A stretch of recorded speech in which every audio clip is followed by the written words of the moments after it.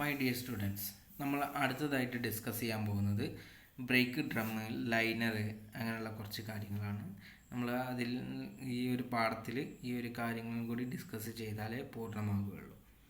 അപ്പോൾ നമ്മളുടെ ബ്രേക്ക് ഡ്രമ്മിനെ കുറിച്ചിട്ട് ആദ്യം ഡിസ്കസ് ചെയ്യാം. ബ്രേക്ക് ഡ്രം എന്ന് പറഞ്ഞു കഴിഞ്ഞാൽ നമ്മൾ കാസ്റ്റ് അയൺ കൊണ്ടാണ് സാധാരണ ബ്രേക്ക് ഡ്രമ്മുകൾ നമ്മൾ നിർമ്മിക്കുന്നത്. ഡ്രമ്മിന് പുറത്തായി ധാരാളം ഫിൻസുകൾ കൊടുത്തിട്ടുണ്ടായിരിക്കും. ഡ്രമ്മിന് ബലം കൂടുവാനും പെട്ടെന്ന് ചൂടിനെ കൈമാറാനും വേണ്ടിയിട്ടാണ് ഇത് നമ്മൾക്ക് ഈ ഒരു ഫിൻസുകൾ നമ്മൾ ഡ്രമ്മിൻ്റെ പുറകിലായിട്ട് കൊടുക്കുന്നത്. പിന്നെ അതിൻ്റെ കൂടാതെ ഇപ്പോൾ ഈ കാസ്റ്റ് അയൺ ഡ്രമ്മ് നമ്മൾ മാറ്റി ഇപ്പോൾ അലുമിനിയം അലോയ് കൊണ്ട് നിർമ്മിച്ചിട്ടുള്ള ഡ്രമ്മുകളും നമ്മൾ ഇപ്പോൾ ഉപയോഗിക്കുന്നുണ്ട്. കാരണം ഈ ഒരു ഡ്രമ്മിൻ്റെ ഭാരം കുറച്ച് കഴിഞ്ഞാൽ നമുക്ക് ഒരു കാസ്റ്റ് അയണിൻ്റെ ഡ്രം എടുത്ത് നോക്കിക്കഴിഞ്ഞാൽ അതിന് നല്ല വെയിറ്റ് ഉണ്ടായിരിക്കും. അതിൻ്റെ വെയിറ്റ് ഒരു 10-60% വരെ നമുക്ക് അലുമിനിയം അലോയ് ഉപയോഗിക്കുന്നതുകൊണ്ട് കുറയ്ക്കാൻ പറ്റും. അങ്ങനെ കുറച്ച് കഴിഞ്ഞാൽ നമ്മളുടെ അൺസ്പ്രിങ് വെയിറ്റ്, അതായത് സസ്പെൻഷൻ്റെ സ്പ്രിങ് താങ്ങാത്ത വെയിറ്റ് കുറയുകയാണ് ചെയ്യുക. അങ്ങനെ അൺസ്പ്രിങ് വെയിറ്റ് കുറഞ്ഞു കഴിഞ്ഞാൽ നമുക്കറിയാം ആ വാഹനത്തിൻ്റെ ബാലൻസ് കൂടുകയാണ് ചെയ്യുന്നത്. അതുകൂടാതെ വാഹനത്തിൻ്റെ മൈലേജ്, അതായത് നമ്മളുടെ ഫ്യൂൽ എഫിഷ്യൻസി കൂടുകയും ചെയ്യും. ഇനി നമ്മളിവിടെ ശ്രദ്ധിക്കേണ്ട ഒരു കാര്യം, നമ്മളുടെ ഒരു നല്ല ബ്രേക്ക് ഡ്രമ്മിന് വേണ്ട ഗുണങ്ങളെ പറ്റിയിട്ട് നമുക്ക് കുറച്ച് പറയാം. അതായത് ഡ്രമ്മിൻ്റെ അകത്തെ പ്രതലത്തിന് തേയ്മാനം കുറവായിരിക്കണം. അതിനു വേണ്ടി നമുക്ക് അകത്തൊരു ലൈനറാണ് കൊടുക്കുക. ബ്രേക്കിൻ്റെ ലൈനർ കൊടുക്കും. അവിടെ വേറൊരു മെറ്റീരിയൽ, കാസ്റ്റ് അയൺ ആണെങ്കിലും അവിടെ വേറൊരു മെറ്റീരിയൽ നമ്മൾ കോട്ട് ചെയ്യാറാണ് പതിവ്. പിന്നെ വളരെ കൂടിയ അളവിൽ താപത്തെ നമുക്ക് പുറങ്ങെല്ലാം കഴിവുണ്ടായിരിക്കണം. പിന്നെ അതുകൂടാതെ കുറഞ്ഞ ഭാരവും കൂടിയ കാഠിന്യം ഉള്ളതായിരിക്കണം. അതുകൊണ്ട് ഇന്ന് നമ്മൾ ഉപയോഗിക്കുന്ന വാഹനങ്ങൾ അലുമിനിയം അലോയും ആണ് ഉപയോഗിക്കുന്നത്. പിന്നെ ലൈനറായിട്ട് സ്റ്റീലിൻ്റെ ഇതാണ് ഉപയോഗിക്കുന്നത്. ഇനി ഈ ബ്രേക്ക് ഡ്രമ്മിൻ്റെ ബാക്കിലായിട്ട് നമ്മളുടെ ഫേസ് പ്ലേറ്റ് കാണാം, അല്ലെങ്കിൽ ഒരു ഫിക്സഡ് ആയിട്ടുള്ള പ്ലേറ്റ് കാണാം. ആ ഫിക്സഡ് ആയിട്ടുള്ള പ്ലേറ്റ് നമ്മൾ ആക്സിൽ കേസിലേക്കാണ് കൊടുക്കുക. അതിന്മേലായിരിക്കും നമ്മളുടെ വീൽ സിലിണ്ടർ, അതായത് ഹൈഡ്രോളിക് സ്ലേവ് സിലിണ്ടർ എന്ന് പറഞ്ഞിട്ടുള്ള വീൽ സിലിണ്ടർ കാണാം. പിന്നെ ഷൂവിൻ്റെ അഡ്ജസ്റ്റർ കാണാം. ഷൂ ഫിറ്റ് ചെയ്യലൊക്കെ, അതായത് നമ്മളെ ബ്രേക്ക് ഷൂ ഫിറ്റ് ചെയ്യുന്നതൊക്കെ ആ ഭാഗത്താണ്.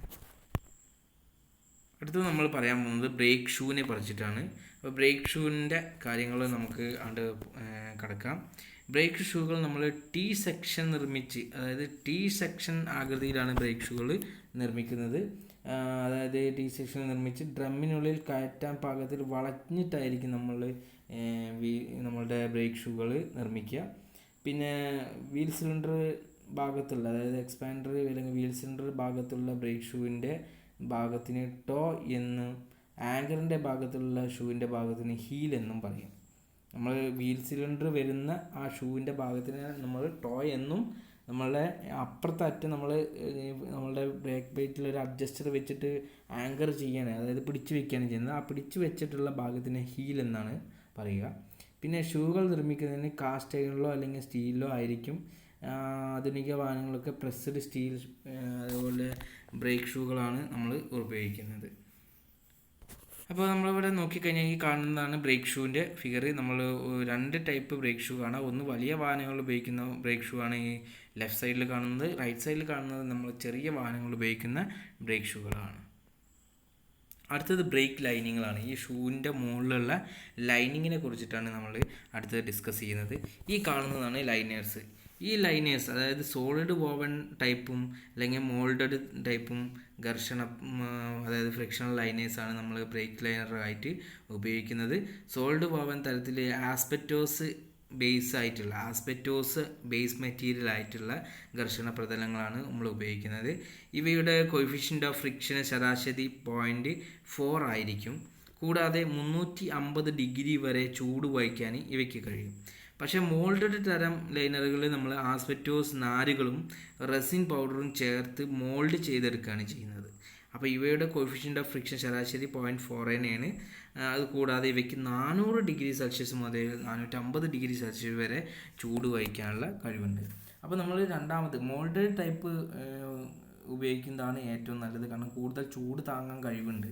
ഏറ്റവും കൂടുതൽ ചൂട് വരുന്ന ഒരു ഭാഗമാണ് നമ്മളുടെ ബ്രേക്ക് ലൈനറും വരുന്ന ഭാഗം.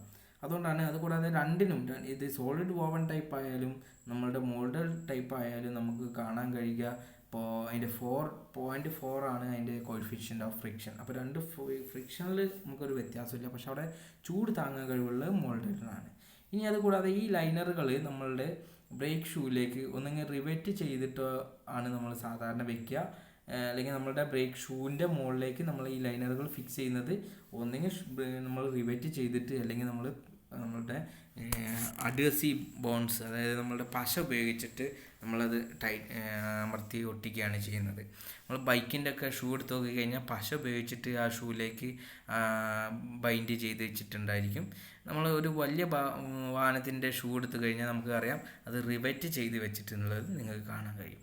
ഇനി ഈ ലൈനർ എങ്ങനെ തേഞ്ഞ് എന്നുള്ളത് മനസ്സിലാക്കാൻ വേണ്ടിയിട്ട് നമുക്ക് ഈ ലൈനറും അതുകൂടാതെ ആ റിവെറ്റ് ചെയ്ത അടയാളം തമ്മിൽ എപ്പോഴാണോ ഒരേപോലെ ലെവലിലെത്തുന്നത് ആ സമയത്ത് നമുക്ക് ലൈനർ തേഞ്ഞ് എന്നുള്ളത് മനസ്സിലാക്കാൻ കഴിയും.